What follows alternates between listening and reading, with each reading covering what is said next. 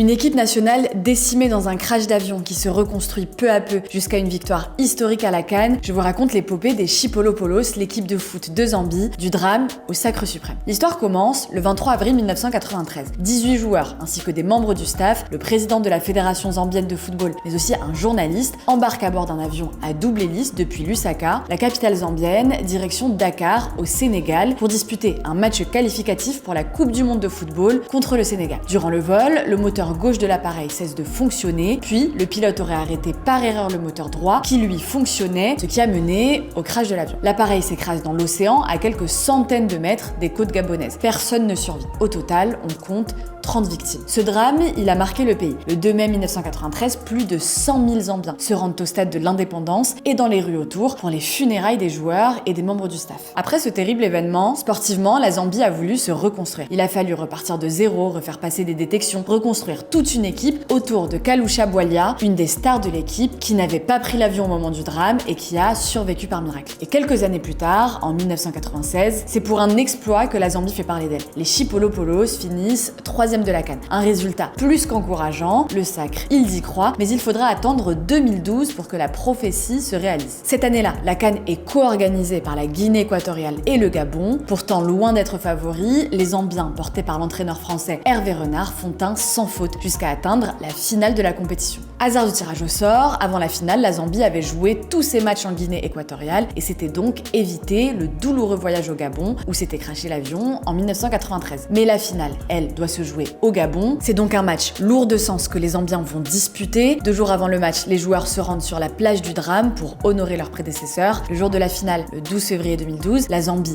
bat la Côte d'Ivoire sur le fil, au tir au but. Les Zambiens ont rendu hommage de la plus belle des manières à l'équipe qui les a précédés en remportant la première CAN de leur histoire.